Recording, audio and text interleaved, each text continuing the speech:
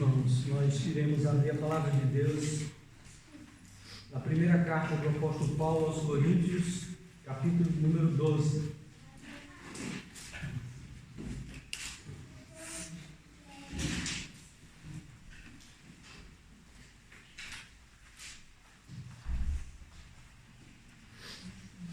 Dando sequência, então, à exposição desta carta, nós iremos agora tratar a respeito dos dons espirituais, cujo contexto é o mesmo daquele que foi tratado no capítulo número 11, ou seja, o apóstolo vai tratar desta questão que era mais um dos grandes problemas da igreja de Corinto, relacionado ao culto público, ao culto solene, assim como ele tratou a respeito da questão da ceia do Senhor. Ele aqui dá continuidade no capítulo 12, assim como no capítulo 13 e no capítulo 14, de questões próprias do culto público, do culto solene, isso que nós estamos aqui a fazer. Portanto, era um dos grandes problemas, além daqueles que já fizemos menção, um dos grandes problemas da igreja de Corinto. E é por isso que trataremos deste assunto, desta questão. Nós iremos ler do versículo de número 1, do capítulo 12, até o versículo de número 11, que é a primeira seção de todo o capítulo. Portanto, façamos a leitura com atenção do texto bíblico da palavra de nosso Deus. 1 Coríntios, capítulo 12, versículos de 1 até o versículo de número 11. Assim diz a palavra do nosso Deus: a respeito dos dons espirituais, não quero, irmãos, que sejais ignorantes. Sabeis que outrora, quando erais guiados, quando erais gentios, deixáveis conduzir-vos aos ídolos mudos, segundo éreis guiados. Por isso, vos faço compreender que ninguém que fala pelo Espírito de Deus afirma anátema Jesus. Por outro lado, ninguém pode dizer Senhor Jesus, senão pelo Espírito Santo. Ora, os dons são diversos, mas o Espírito é o mesmo. E também há diversidade nos serviços, mas o Senhor é o mesmo. E há diversidade nas realizações, mas o mesmo Deus é quem opera tudo em todos. A manifestação do Espírito é concedida a cada um, visando a um fim proveitoso. Porque a um é dada, mediante o Espírito, palavra da sabedoria, e a outro, segundo o mesmo Espírito, a palavra do conhecimento, a outro, no mesmo Espírito, a fé, e a outro, no mesmo Espírito, dons de curar, a outro, operações de milagres, a outro, profecia, a outro, discernimento de espíritos, a um, variedade de línguas, e a outro, capacidade para interpretá-las. Mas um só e o mesmo Espírito realiza todas estas coisas, distribuindo-as como lhe apraz a cada um individualmente. Até aí a palavra do nosso Deus. Oremos mais uma vez, suplicando a iluminação do seu Santo Espírito para a compreensão e a aplicação da sua palavra.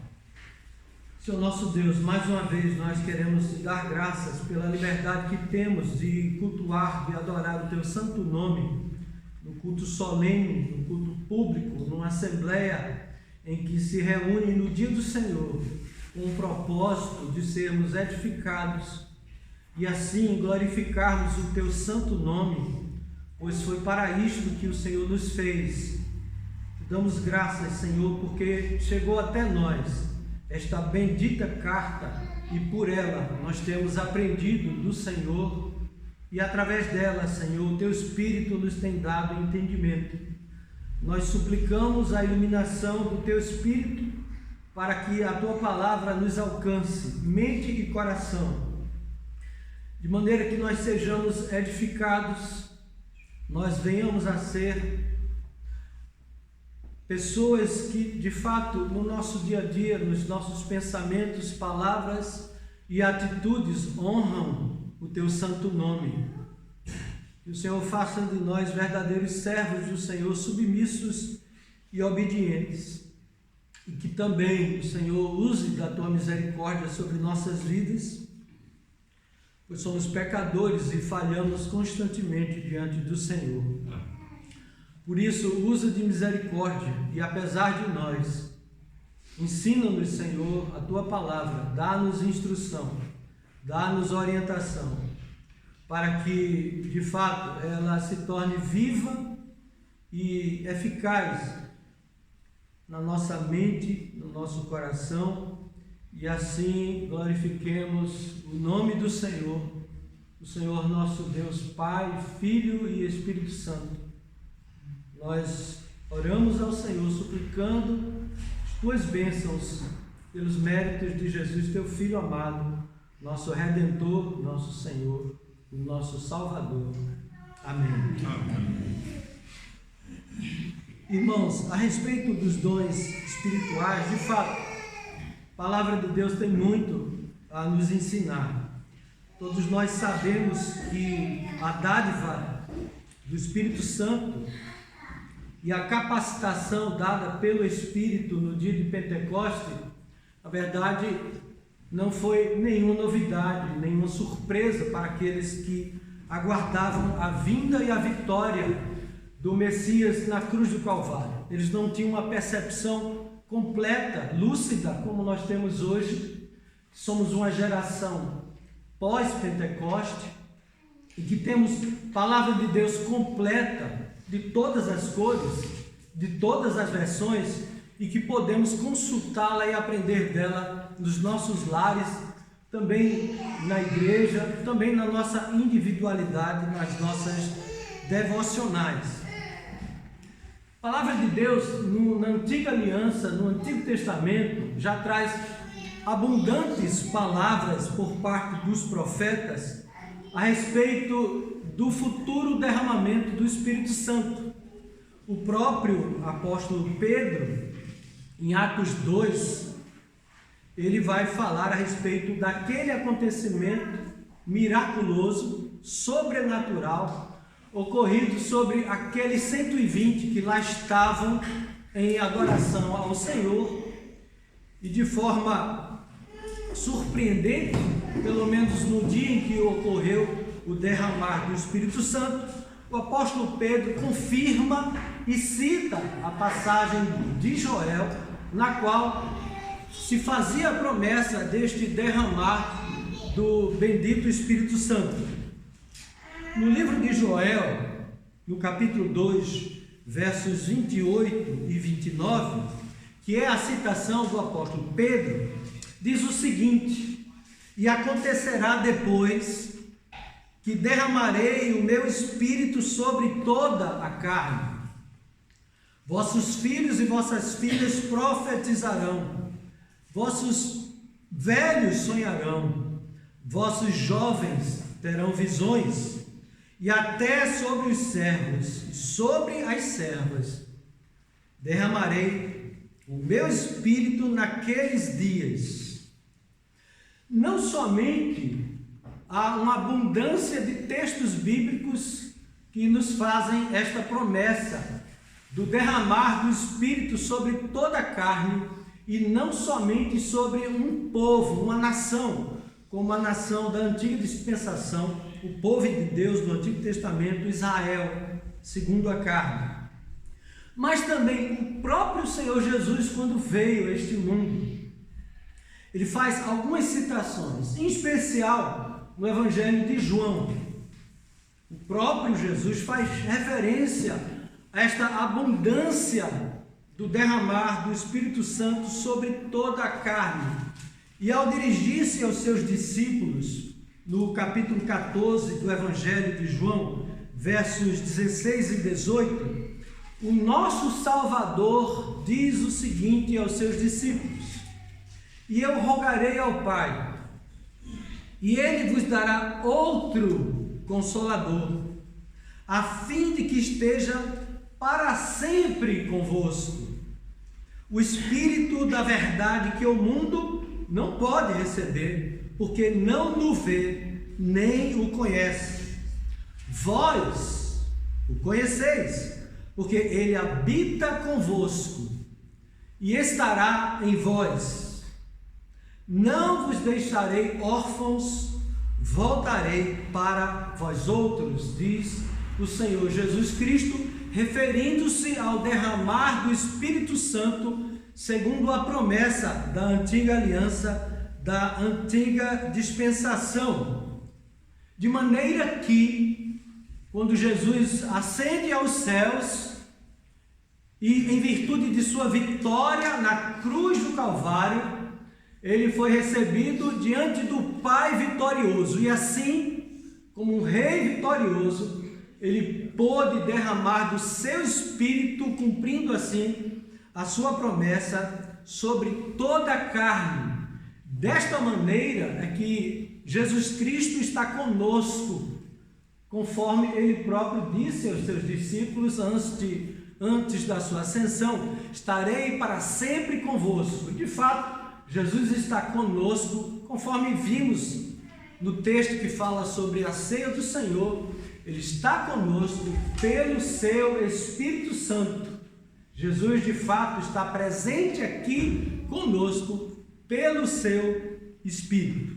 Depois da sua ressurreição, Jesus também enfatiza este grande dia, esta grande promessa, como que próxima à sua realização. Em Marcos 16, 17 e 18, o Senhor Jesus Cristo diz o seguinte: estes sinais hão de acompanhar aqueles que creem em meu nome: expelirão demônios, falarão novas línguas, pegarão em serpentes, e se alguma coisa mortífera beberem, não lhes fará mal, e se impuserem as mãos sobre enfermos, eles ficarão curados. Uma referência mais específica a respeito dos dons do Espírito que viria com este derramamento, com o cumprimento desta promessa. Imediatamente antes da sua ascensão, ele também diz aos seus discípulos, poucos instantes antes dele subir aos céus, segundo o relato de Atos dos Apóstolos, no capítulo 1, versos 4 e 5. E comendo com eles, já ressurreto, o Senhor já ressurreto em corpo, comendo com os discípulos, determinou-lhes que não se ausentassem de Jerusalém, mas que esperassem a promessa do Pai, a qual, disse ele, de mim ouvistes, porque João, na verdade, batizou com água, mas vós sereis batizados com o Espírito Santo, não muito depois destes dias. Portanto, confirmando pós sua ressurreição, antes da sua ascensão, aquilo que os profetas da antiga dispensação haviam prometido. E observe que ele utiliza a palavra sereis batizados com o Espírito Santo, mostrando, portanto, que todo cristão, de fato, ele é batizado com o Espírito Santo desde o momento em que o Espírito opera em sua regeneração, em sua conversão, em sua salvação. Consequentemente, no dia de Pentecostes, estas promessas e profecias foram literalmente cumpridas. O cumprimento daquelas promessas feitas pelos profetas de Israel, pela promessa do próprio Salvador, se cumpre, conforme é bem conhecido de nós no relato de Atos dos Apóstolos do capítulo 2. E de fato Pedro confirma que este derramar era o cumprimento das promessas. Mas o que caracteriza esta nova dispensação na qual toda a carne seria batizada com o Espírito Santo? Esse derramar do Espírito sobre aquele povo especificamente é uma referência a que de fato o Espírito agora seria derramado sobre todas as classes de pessoas e não sobre um grupo específico de pessoas. E a referência é que não é somente sobre Israel, nem somente sobre os profetas, nem somente sobre os homens, mas sobre toda a carne. Ou seja, todos os homens, todas as mulheres, todos os jovens e todos os velhos, conforme promessa de Joel, conforme a citação do apóstolo Pedro. Em segundo lugar, haveria não somente uma abundância de classes que receberiam o Espírito Santo do Senhor, como também uma variedade de dons sobrenaturais. Dons são capacitações dadas pelo Espírito Santo, não só regenerando, mas capacitando homens, mulheres, jovens e crianças a serem servos do Senhor e cumprirem o seu propósito e a sua vontade. Agora, não somente estas bênçãos viriam sobre a igreja, mas certamente viriam também problemas e confusão entre os próprios crentes, entre os próprios cristãos. Portanto, surgiram, e nós podemos perceber, nos aproximando um pouco mais do texto de Corinto, homens iludidos a respeito do que era de fato a manifestação destes dons sobrenaturais. Mas não somente isso, conforme o apóstolo Paulo vai tratar em Tessalonicenses, bem como o apóstolo João, especialmente na sua primeira carta. Homens impostores que iriam reivindicar ser órgão do Espírito Santo. Mas não somente isso, haveria entre os crentes insatisfação com os dons recebidos, e não somente isto, mas também inveja daqueles a quem consideravam ter sido mais favorecidos do que eles, pois outros receberiam outros dons, cuja evidência se tornara mais patente aos olhos dos homens, e alguns que teriam outros dons não tão evidentes quanto ficariam com inveja daqueles outros que receberiam aparentemente um dom superior, segundo a concepção destes. Mas não somente isso, haveria entre os homens orgulho e exibição destes poderes extraordinários por eles recebidos. Mas não somente isto, haveria confusão nas igrejas, pessoas exercendo seus dons ao mesmo tempo, e uma grande confusão. Tudo isto que eu acabo de fazer menção, fazer referência, é o que nós encontramos nesta carta aos Coríntios, em especial neste capítulo, em especial também no capítulo 13 e mais especial ainda no capítulo 14. Portanto, irmãos, não bastava receber os dons extraordinários, mas eles deveriam saber exercer estes dons de conformidade com o propósito de Deus. Os dons não foram dados para a exibição de quem quer que seja. Os dons não deveriam levá-los ao orgulho. Os dons não deveriam ser exercidos para que eles recebessem toda a honra e toda a glória e todo o louvor, mas os dons foram dados para a edificação da igreja, e para a glória de Deus. Portanto, não havia qualquer mérito da parte destes irmãos de Corinto, para que houvesse tanto orgulho e tanto mau uso das ferramentas dadas por Deus. Dons são ferramentas, são capacitações que todos nós recebemos, mas muitas das vezes nós não sabemos utilizar estas ferramentas em virtude do nosso orgulho, em virtude da nossa vaidade. E nisso, meus irmãos, não há um sequer que escape aqui neste recinto. Nem eu, nem você. Nenhum de nós escapa. Por maiores dons que tenhamos, por maiores capacitações que nós tenhamos, nós não escapamos de muitas das vezes nos utilizarmos destes dons de forma inapropriada. É por isso que sempre nós precisamos das ternas misericórdias do nosso Deus.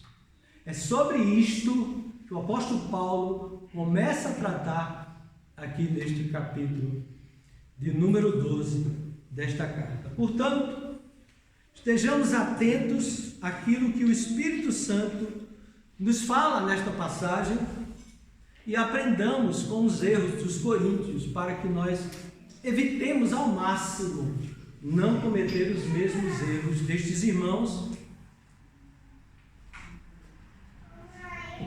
e que fique claro que os dons aqui mencionados,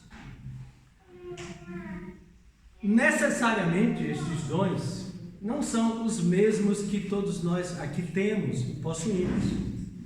Aqui nós não temos uma lista completa dos dons dados pelo Espírito de Deus.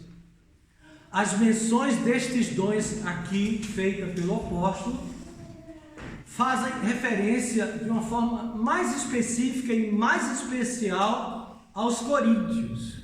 O que nós vamos aprender daqui são os princípios dos dons aqui mencionados, mas não necessariamente que estes dons sejam os mesmos de quem quer que seja, nem mesmo naquela altura, nem mesmo naquela época. Os dons são diversos.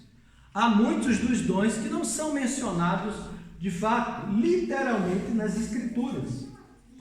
As listas dos dons não se encerram aqui neste capítulo 12, nem neste início, nem no final, onde ele mencionará alguns outros dons.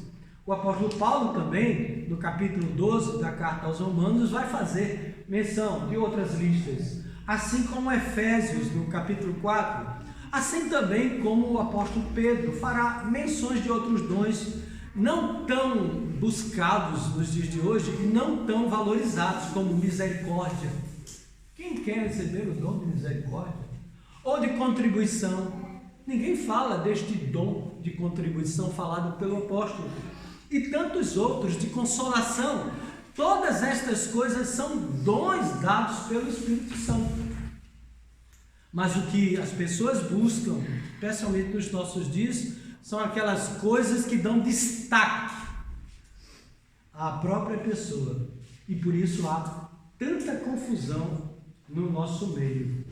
Em especial, desde o tempo em que disseram que estes dons espetaculares foram restaurados, ou seja, há cerca de 122 anos, 120 anos passados. Daí, para os dias de hoje, a confusão se proliferou. E é uma pena que isto tenha ocorrido. É por isso que o apóstolo Paulo faz questão que nós não sejamos ignorantes com relação a estes dons e a todos os dons dados pelo Espírito Santo. Observemos, portanto, o que caracteriza a nova humanidade em Cristo, ou seja, os cristãos, aqueles que receberam o Espírito Santo. Verso de número 1. A respeito dos dons espirituais, não quero, irmãos, que sejais ignorantes. Sabeis que outrora, quando eres gentios, deixáveis conduzir-vos aos ídolos mudos, segundo éreis guiados. Por isso, vos faço compreender que ninguém que fala pelo Espírito de Deus afirma anátema Jesus. Por outro lado, ninguém pode dizer Senhor Jesus senão pelo Espírito Santo. É a primeira parte, é o cabeçalho, na verdade, é a introdução daquilo que ele falará logo a seguir. Estes 3 versos nos servem de base, de fundamento para tudo que ele vai tratar a respeito dos dons espirituais. E logo de cara, no verso 1 destes 3 versos, há uma questão aqui que precisa ser esclarecida. Quando o apóstolo Paulo diz a respeito dos dons espirituais, na verdade, a palavra dons, no texto grego, não se encontra aqui neste verso de número 1. O que o apóstolo Paulo diz é: a respeito dos espirituais, não quero, irmãos, que sejais ignorantes. Então, o que é que o apóstolo Paulo quer dizer quando ele diz a respeito dos espirituais? A maioria das nossas versões, a grandíssima maioria, de fato, vai trazer a inserção da palavra dons à luz do contexto. Porque no verso 4, de fato, ele vai falar a respeito dos dons espirituais e logo em seguida ele de fato vai tratar a respeito dos dons espirituais. Então, por inferência e para ficar mais clara a passagem, o versículo, foi adicionado o termo dons, porque de fato a respeito dos espirituais fica algo meio incompreensível. Então, para dar uma clareza maior no texto, é suposto, se infere que o apóstolo Paulo, quando ele fala a respeito dos espirituais, ele quer tratar a respeito dos dons espirituais, porque é sobre isso que ele fala logo em seguida. Mas não há uma unanimidade sobre isto. Alguns dizem que, de fato, o apóstolo Paulo não está tratando nestes 3 primeiros versos a respeito dos dons, mas a respeito daqueles que eram tidos como espirituais, ou seja, aqueles que tinham o dom de línguas ou o dom de profecia, eram chamados de os espirituais. E quem sabe o apóstolo Paulo está a se dirigir a respeito destes homens que tinham estes dons. Na verdade, não se sabe, é difícil. Autores que vão para um caminho, outros que vão para um outro caminho. O que talvez possa nos esclarecer ou não é o verso de número 37 do capítulo 14 desta mesma carta, quando o apóstolo diz assim, 1 Coríntios 14, 37: se alguém se considera profeta ou espiritual, reconheça ser mandamento do Senhor o que vos escrevo. Observe que ele trata aqui de profeta ou espiritual. Então aqui, de fato, o espiritual é provavelmente uma pessoa. Então o espiritual ele está a se dirigir a alguém que tinha um dom espiritual, um dom, talvez o dom de línguas. Então, de fato, o espiritual pode ser uma referência a uma pessoa e não propriamente a um dom.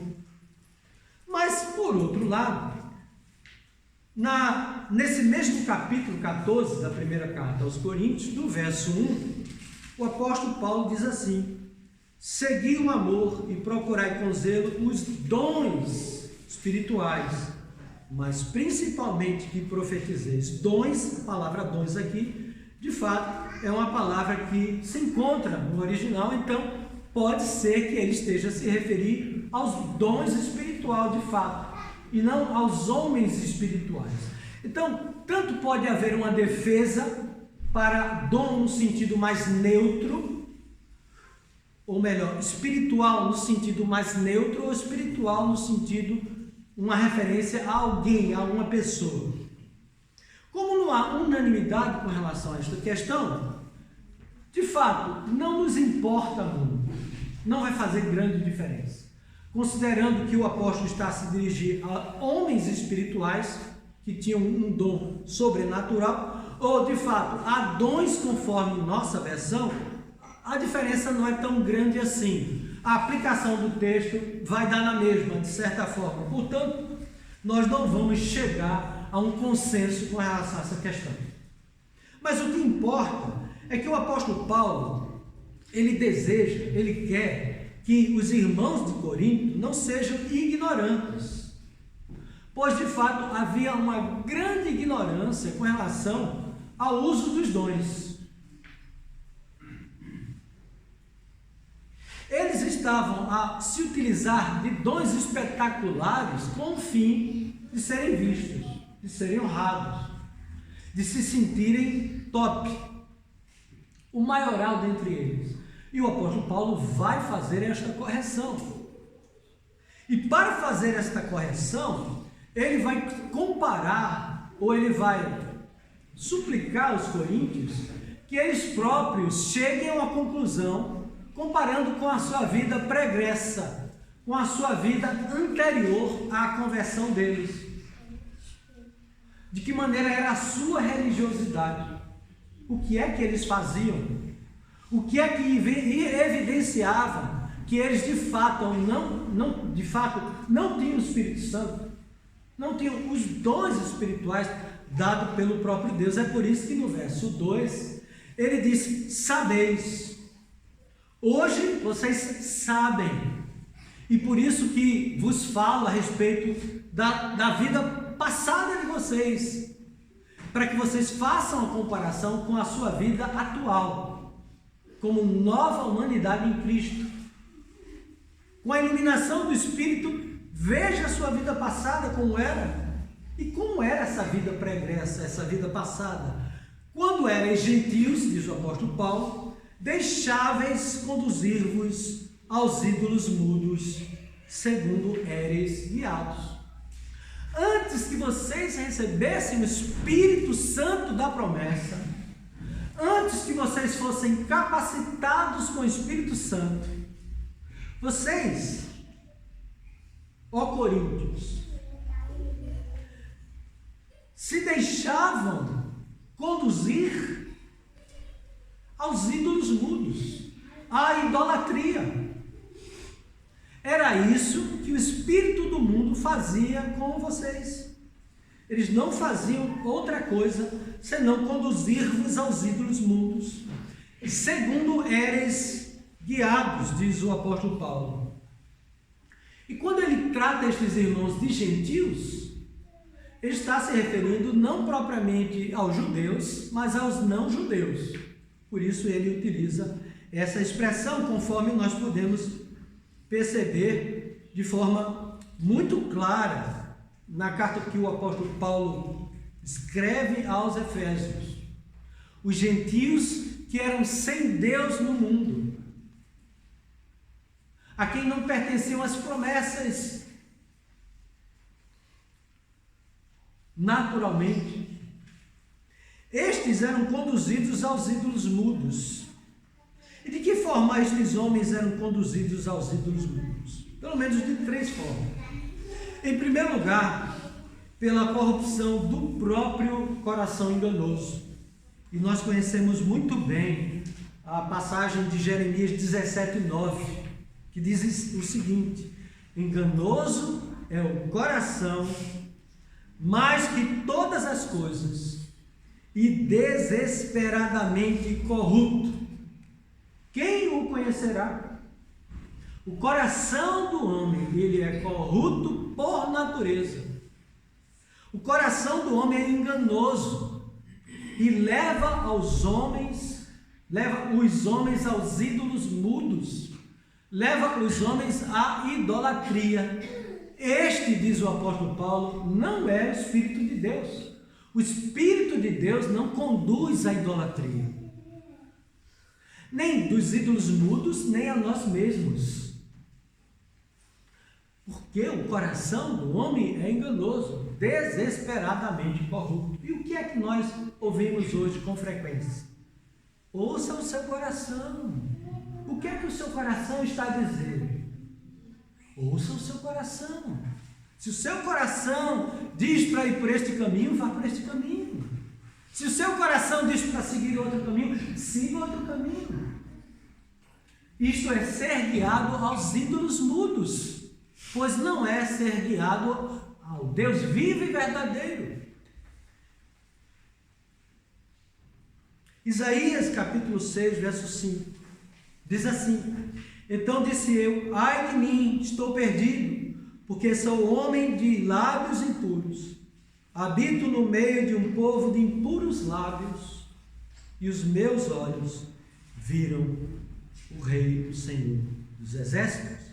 Ai de mim, assim todos os homens devem olhar para si e dizer, ai de mim. Em segundo lugar, pela instrumentalidade de falsos mestres, é que os homens são conduzidos aos ídolos. Primeiramente, pelo nosso próprio coração. Em segundo lugar, pelos falsos mestres que não se encontram fora da igreja, mas dentro da igreja. É por isso que devemos sempre estar alertas. Observe o que diz o apóstolo Paulo na primeira carta aos Coríntios, no capítulo 4.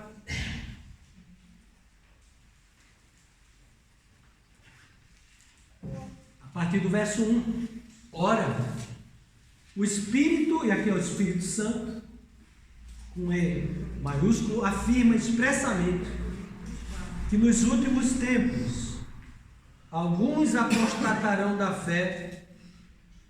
Agora observe, por obedecerem a espíritos enganadores e a ensinos de demônios. Agora, observe o meio através do qual estes homens são guiados a apostatarem da fé, a obedecerem a espíritos enganadores e ensinos de demônios. Verso 2: pela hipocrisia dos que falam mentiras e que têm cauterizado a própria consciência, através dos falsos mestres. Não é nenhum espírito desencarnado, não é necessariamente através de um médium espírita, uma bruxa, uma cartomante. Não, é dentro da própria igreja. Então nosso coração nos conduz à idolatria, e o falso ensino por parte dos falsos mestres também nos conduz à idolatria. Este não é o Espírito de Deus, é o Espírito do mundo. E por último, o próprio Satanás, que está por trás de tudo isso. Efésios 2, 1 a 3.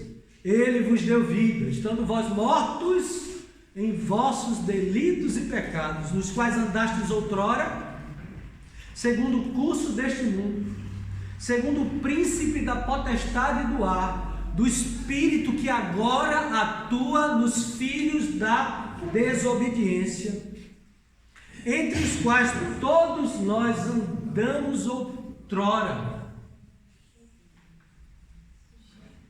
segundo as inclinações da nossa carne, fazendo a vontade da carne e dos pensamentos, e éramos por natureza filhos da ira, diz o apóstolo Paulo. Portanto, o mundo, a carne e o diabo nos conduzem à idolatria. Houve e há um movimento chamado carismático, que surgiu após o movimento pentecostal, inclusive entre os católicos romanos, e que, segundo este movimento da década de 50, 60, batizava aqueles religiosos com o Espírito Santo. Eles recebiam dons de língua, dons de profecia, e com isto eles exaltavam a quem? A Virgem Maria. Esse é o Espírito de Deus? Este é o espírito do mundo. Mas por que eu digo isso? Porque observe o verso 3. Por isso vos faço compreender que ninguém que fala pelo Espírito de Deus afirma anátema a Jesus, maldito Jesus.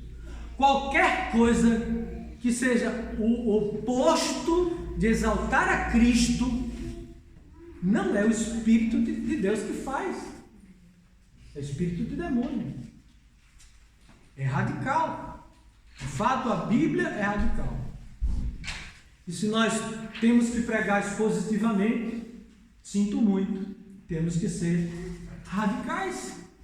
Porque é o texto bíblico que nos diz. Não é qualquer homem, é a palavra de Deus. Contrariamente, por outro lado, observe a parte B deste verso 3. Ninguém pode dizer Senhor Jesus, senão pelo Espírito Santo. O que é então que o Espírito Santo faz? Ele exalta o nome de Cristo. Ele diz: Cristo é o Senhor. É isso que o Espírito Santo faz.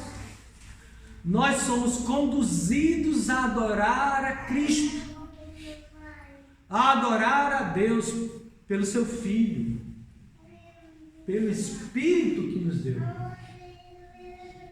É isso que o Espírito Santo faz em nós. Quando recebemos o Espírito, quando recebemos os dons, nós vamos ser servidores de Cristo e Cristo Senhor. Observe que ele não fala Cristo, ele fala Senhor, Senhor Jesus. Jesus como um soberano Senhor. E, obviamente, não é meramente utilizar-se de palavras que corroborem com aquilo que o texto diz, Senhor Jesus. Você pode pegar qualquer pessoa e não precisa muito dinheiro, dá 10 euros e pede para repetir Senhor Jesus, é capaz de ele repetir Senhor Jesus. Obviamente, o apóstolo Paulo não faz referência ao mero pronunciar estas palavras. Nós sabemos que naquele dia muitos dirão Senhor, em teu nome, fiz isso, fiz aquilo, expeli demônios, em nome de Jesus. Nós sabemos daqueles judeus que se depararam com o apóstolo Paulo e viram coisas extraordinárias e quiseram expulsar demônios, os demônios vieram sobre eles. Eles achavam que bastava pronunciar o nome Jesus, o nome Cristo, o nome Senhor, estava tudo resolvido. Não basta pronunciar o nome Jesus. O que o apóstolo Paulo está a dizer é que toda uma vida, não só a profissão de fé, exalte o nome do Senhor Jesus. É isso que ele faz referência. E é isso que o Espírito faz. E é isto que os dons fazem com todo aquele que é capacitado. Os dons não visam a nós mesmos. Os dons visam a edificação do outro para a glória do Senhor Jesus Cristo. É isso que o Espírito Santo faz. O apóstolo Paulo, então, passa agora a falar a respeito da diversidade destes dons e da unidade, pois ele vai falar da origem dos dons. A origem é una. A origem dos dons vêm do Pai, do Filho e do Espírito Santo. Os dons vêm do Deus único e verdadeiro, o Deus Pai, Filho e Espírito Santo. Não nessa ordem. O apóstolo Paulo não nos dá essa ordem, mas é o Deus trino, Deus triuno. Por que o apóstolo Paulo vai falar a respeito da doutrina da Trindade? Que alguns vão dizer, não, mas a palavra Trindade não está na Bíblia. Sim, mas Salão do Reino também não está. E daí? Mas a palavra de Deus nos ensina que Jesus é Deus, que o Espírito Santo é Deus e que o Pai é Deus. Fala de fato de 3 pessoas na divindade, conforme a nossa confissão, que todos nós fizemos, ou a maioria de nós fizemos hoje na nossa liturgia. Pai, Filho e Espírito Santo. Observe, irmãos, verso 4 a 6. Ora, os dons são diversos, mas o Espírito é o mesmo. É o mesmo Espírito, mas diversos dons. Cuja fonte é o Espírito, cuja origem é o Espírito de Deus, com E maiúsculo ou com E maiúsculo. Verso 5. E também a diversidade de serviços, mas o Senhor é o mesmo. Senhor Jesus. Senhor Jesus é o mesmo, entretanto, há diversidade de serviços. Observe agora o verso 6. E há diversidade de realizações, mas o mesmo Deus é quem opera tudo em todos. O Espírito, o Senhor Jesus e Deus, o Pai. Os dons têm como origem o próprio Deus, Espírito, Senhor e Deus Pai. Esta é a origem dos dons. Portanto, os dons não são para a divisão da igreja, mas para a unidade da igreja, cuja referência é a Trindade. Observe que a doutrina da Trindade não é uma mera teoria. Tudo provém de Deus, Pai, Filho e Espírito Santo. E tudo é para o nosso proveito. E tudo é para a glória de Deus, Pai, Filho e Espírito Santo. Quando o apóstolo Paulo fala, a partir do verso 4, que os dons são diversos, e no verso 5, que há diversidade de serviços, e no verso 6, há diversidade de realizações, na verdade, estas palavras, de certa forma, são sinônimas, têm o mesmo propósito. Na verdade, poderia ser mencionada como dons, serviços, pois os serviços são realizados pela instrumentalidade daqueles que possuem os dons. E a efetivação, a operação, a realização, a aplicação destes dons e destes serviços são operados por Deus nas pessoas. Portanto, é a mesma operação dos dons, dos serviços e do realizar pelo Pai, pelo Filho e pelo Espírito Santo, para a unidade da igreja e não para a divisão. E qual era o problema dos coríntios? Divisão. Desde o capítulo 1, nós temos percorrido e percebido as divisões que havia entre esses irmãos. E aqui as divisões eram em virtude dos dons, das capacitações que receberam. Eles estavam divididos. Eu sou mais espiritual do que você. Outros tinham inveja. Fulano é mais espiritual do que eu, pois ele fala numa língua que ele não aprendeu num curso de inglês ou mandarim, ou seja lá o que for. E havia inveja também entre eles, e problemas causados por uma capacitação dada por Deus. E assim ocorre entre nós. Sabe quando? Quando nós oramos pelos irmãos para que Deus dê um emprego, para que Deus dê um trabalho. Ele passa a ganhar dinheiro e ele quer trabalhar aos domingos. E às vezes eu penso, era melhor nem ter orado por esses irmãos. Pois quando estava desempregado, eles estavam conosco, eles estavam buscando ao Senhor. E agora ele não tem mais tempo. Ele não tem mais tempo. Era melhor ficar desempregado, não é? E a igreja ajudava para manter o irmão. Então, observe, muitas vezes nós recebemos de Deus e nós desfrutamos para nós mesmos e não para o bem do outro e não para a glória de Deus. Mas nós não podemos nos demorar muito aqui, pois temos muito o que falar, mas não nos é possível.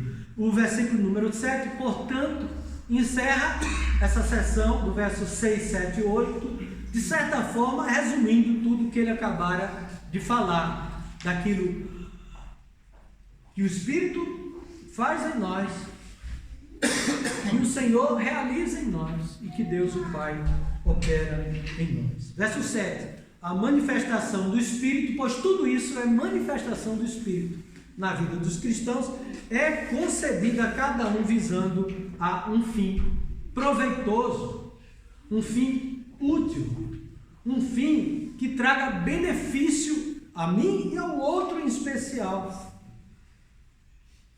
É com esse propósito que os dons foram dados. E observe que os dons, eles são concedidos. Não é por mérito de quem quer que seja. É conforme a soberania do Espírito Santo. Os dons não são produzidos pelos homens. E há homens que produzem dons, não é? Eu já ouvi falar de muitos casos de pessoas que aprenderam, foram instruídas a falar em línguas. Pense numa palavra esquisita. Agora repita, repita, repita, repita, repita. E a pessoa passa então a ter o dom de línguas estranhas. É o Espírito que concede, como lhe apraz, para o proveito do outro em especial, e não para a exibição de quem quer que seja. E é algo inteligível. Nós iremos tratar mais disso no capítulo 14 em especial. Mas o ponto é que dons, serviços e realizações são manifestações do Espírito. É o que o apóstolo Paulo diz neste verso de número 7. Proveito é aquilo que Paulo já falou. Todas as coisas me são lícitas, nem todas as coisas me são lícitas, mas nem tudo convém. É a mesma palavra no original. O que é conveniente, o que é proveitoso, o que é útil. E por último, irmãos, verso 8, 9 e 10, e depois a conclusão do verso 11. O apóstolo agora, e eu peço paciência por parte dos irmãos, ele vai tratar a respeito especificamente dos dons extraordinários. Ele vai fazer algumas citações destes dons extraordinários. Eu peço a atenção dos irmãos. Versos 8, 9 e 10. Porque a um é dada, mediante o Espírito, a palavra da sabedoria. A outro, segundo o mesmo Espírito, a palavra do conhecimento. A outro, no mesmo Espírito, a fé. E a outro, no mesmo Espírito, dons de curar. A outro, operações de milagres. A outro, profecia. A outro, discernimento de espíritos. A um, variedade de línguas. A outro, capacidade para interpretar. Estes são os dons aqui mencionados pelo apóstolo nestes versos. E observe que aqui nós não temos uma lista de todos os dons. Nós temos menção de alguns dons que se viam entre os coríntios, os quais, ao invés de trazer utilidade, estava trazendo confusão entre eles. E são mencionados propositadamente, porque todos estes dons, agora repare, são dons revelacionais. Todos estes dons são dons extraordinários. Todos estes dons são dons sobrenaturais, que na verdade todos são. Mas aqui de uma forma especial, para um tempo especial da igreja apostólica. O próprio apóstolo Paulo vai fazer referência na segunda carta, no capítulo 12, e versículo de número 12, dizendo que estes dons extraordinários, miraculosos, são credenciais apostólicas. Mas vejamos aqui cada um deles. Verso de número 8. Porque a um é dada mediante o Espírito a palavra da sabedoria, a outro, segundo o mesmo Espírito, a palavra do conhecimento, e assim ele continua. Vejamos, portanto, estes dons do verso 8. Palavra de sabedoria, palavra de conhecimento. O que é palavra de sabedoria e palavra de conhecimento? Aqui, de fato, nós temos uma grande dificuldade a respeito destes dons. Mas sabe por quê? Porque não é algo que nós encontramos entre nós. É algo que está bem distante de nós. E temos dificuldade de falar sobre essas coisas. Não há unanimidade entre os comentaristas, entre os estudiosos. Porque é algo que, aparentemente, nós não experimentamos, pelo menos do jeito que aqui é mencionado. Porque, observe, os dons que ele menciona, todos eles têm algo em comum. Nós não podemos selecionar um destes dons e dizer, este se aplica a nós hoje, e os outros não. Ou nós entendemos que todos eram dons especiais para uma época onde Jesus Cristo era proclamado de forma autêntica, como uma credencial dada aos apóstolos e aos profetas, quando não havia ainda o Novo Testamento completo, onde havia necessidade de dons especiais que autenticasse aquilo que era proclamado com a autoridade de um apóstolo ou de um profeta. Então, provavelmente estes dons estão dentro deste contexto. Vejamos o que é possível ser, mas não sendo dogmático, a respeito do dom de sabedoria. A palavra de sabedoria. A palavra de sabedoria era uma palavra de orientação dada por revelação à igreja, de acordo com a necessidade local existente. Preste atenção. O pastor, nos dias de hoje, os presbíteros, de uma forma geral, eles orientam as suas ovelhas de que maneira? Que sabedoria buscam os presbíteros, os anciãos, os pastores de uma igreja local hoje, para dar instruções às suas ovelhas, ao povo de Deus? O que é que ele faz hoje? Ele vai buscar o quê? Princípios bíblicos. E vai aplicar os princípios bíblicos com sabedoria ao seu povo. O que é que fez o apóstolo Paulo ao tratar de um tema que não havia sido discutido entre o povo de Israel, entre os profetas da antiga aliança? Quando, por exemplo, um casal, de um casal, ou homem ou mulher, se convertia, o marido ou a esposa não eram crentes, não era crente o marido ou a esposa. O que fazer? Se separar? Isso era um problema próprio entre os gentios, não era um problema de Israel. Judeu casava com judeu, essa era a lei, era o princípio já estabelecido claramente na antiga dispensação. Mas e entre os gentios? Eles precisavam de quê? De uma palavra de sabedoria. Paulo, então, iluminado e pela revelação do Espírito, dá esta palavra. Mas hoje nós não temos um apóstolo Paulo. Nós não recebemos revelação. Mas nós temos o quê que eles não tinham? Toda a palavra de Deus, o Antigo e o Novo Testamento.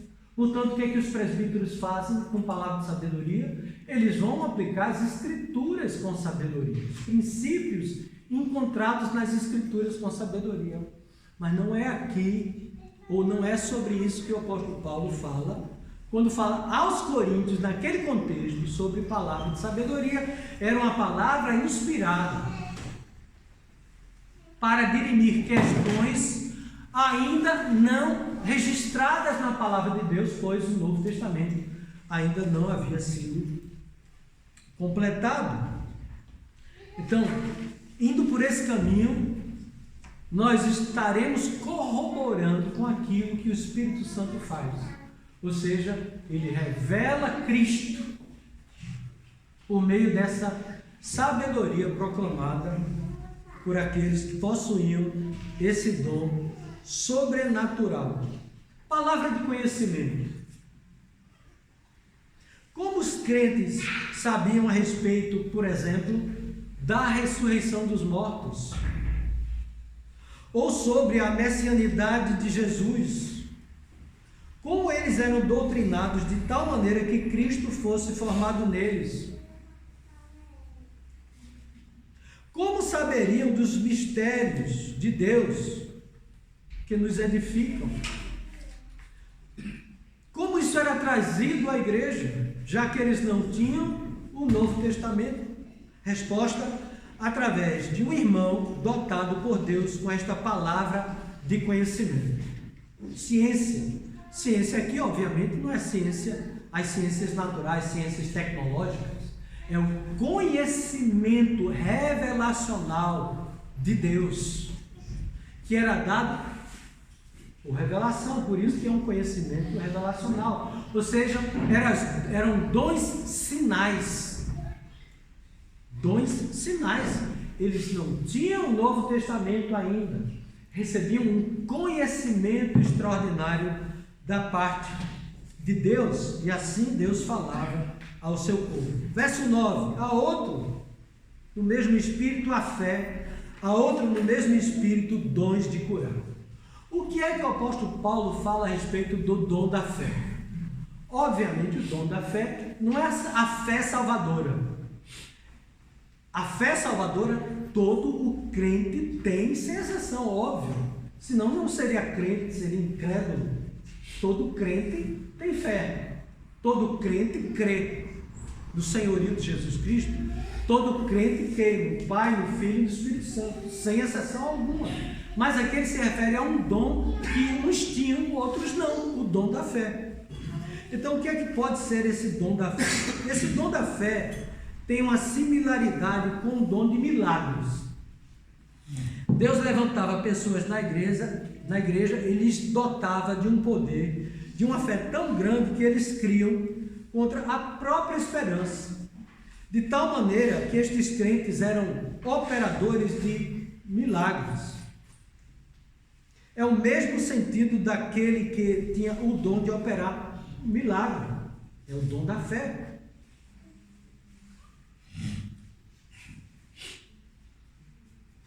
Não é, como já falei, a fé salvífica, mas a fé em que alguns tinham, outros não. O que é que pode talvez nos esclarecer? Seja o texto de Atos, capítulo 3, verso 16, a respeito desta fé.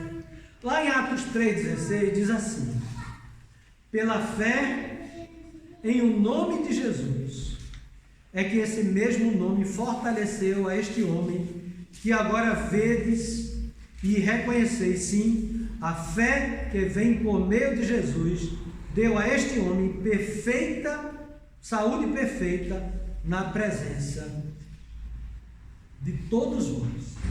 Observe que um homem foi operado um milagre. Um homem foi de uma forma sobrenatural curado. E o apóstolo vai dizer que foi a fé que foi operada nele. A fé que o apóstolo possuía.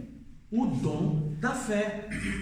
O dom de realizar milagres naquele homem. E é por isso que o apóstolo vai fazer referência à realização de milagre naquele homem. Observe o verso 7 desse mesmo capítulo 3, para ficar mais claro.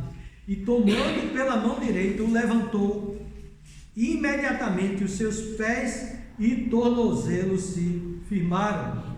De um salto se pôs em pé, passou a andar e entrou com ele no templo, saltando e louvando a Deus. História bem conhecida.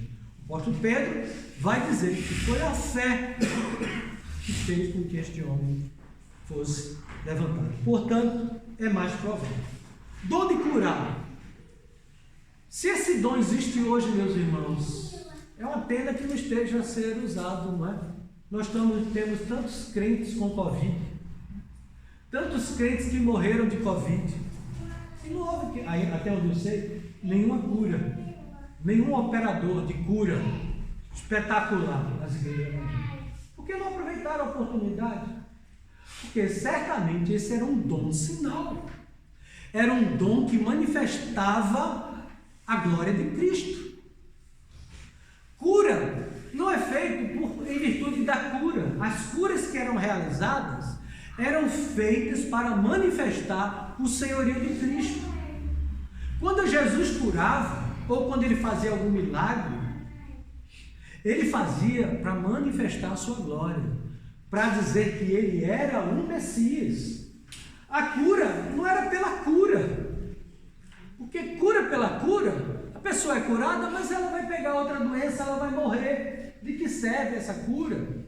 A cura era um dom sinal de que Jesus é o Senhor, enquanto as bases do Evangelho ainda não haviam sido estabelecidas, enquanto o fundamento estava a ser lançado na igreja.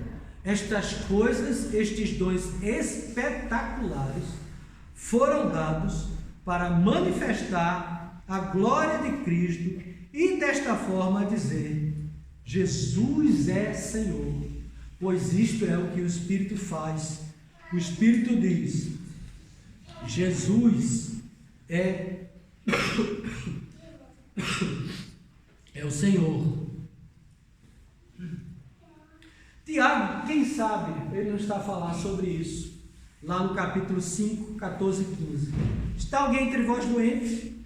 Chame os presbíteros da igreja, e este faça oração sobre ele, ungindo com óleo, em nome do Senhor. E o que vai acontecer? E a oração da fé salvará o enfermo e o levantará, e se houver cometido pecados, ser-lhe-ão perdoados. Tiago disse que a oração da fé vai fazer com que aquele enfermo ele seja curado.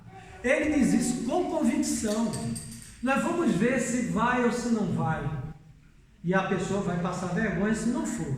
Tiago está a dizer com toda a convicção que ele vai ser curado. Que tanta convicção é esta?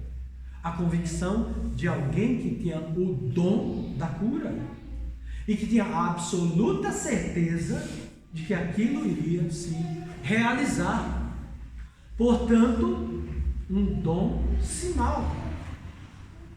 E, meus irmãos, o cristianismo ele não está desconectado da realidade. Nós não podemos ter uma religiosidade tal que não se perceba em qualquer lugar do planeta Terra, a não ser talvez em Júpiter, em Marte, na Lua, porque você tem que dizer que este dom é para hoje, mas você tem que mostrar. Mas onde é que está tantas pessoas no mundo de Covid, e onde estão os curadores? Nós não nos encontramos. Agora, para ficar claro, isso não significa dizer que Deus não cure hoje, que Deus não faça milagres hoje. Em hipótese alguma está a se dizer isto. Deus faz, Deus opera, mas não há seres humanos que digam ao morto: levanta e anda, ou a um cego: passe a ver, ou a um surdo: passe a ouvir. Uma palavra que faça com que algo ocorra. É isso que estamos a tratar aqui. São dons realizados por pessoas. E não que nós não devamos orar. Todas as quartas nós oramos por conversão, que é um grande milagre, e oramos por cura. Nós não oramos por ressurreição, é verdade, mas oramos por cura. E Deus tem curado? Deus tem curado. Doenças assim que não há mais escapatória, não há remédio, não há mais solução humana. Sim, Deus faz isso. Deus opera milagre. É verdade. Pela oração. Nós oramos e, se for da vontade de Deus, Ele vai realizar a cura destas pessoas. E por último, irmãos, já nos demoramos muito, operações de milagres, o verso 5. Será que existem pessoas com este dom nas igrejas hoje? Já se ouviu de alguém que tem poder de multiplicar pães e andar sobre as águas? no mundo gospel? Alguém que levante as mãos para o céu, enquanto a seca lá do sertão do Nordeste impera e diz: acabe seca. Os irmãos já ouviram falar de alguma coisa desse tipo? Já ouviu alguém dar ordem a um morto e ele se levantar? Estes dons, portanto, miraculosos e sobrenaturais, tinham uma razão de ser e eram operados de fato. E por aí vai. Era um dom espetacular dado por Deus. E há uma série de passagens, não vai dar tempo agora. O dom de profecia era um dom revelacional. Eles não tinham, repito, o Novo Testamento. Havia necessidade de alguém que recebesse a revelação de Deus e pudesse instruir os irmãos. Hoje, de que forma a profecia é dada? Lê-se a Bíblia, estuda-se a Bíblia e prega-se a Bíblia. É nesse contexto, mas não no contexto de Corinto. Línguas, observe que é variedade de línguas. Não é uma língua que a pessoa recebia, era capacidade de falar várias línguas, não era uma só. Hoje, a língua que se fala é Halarabachá.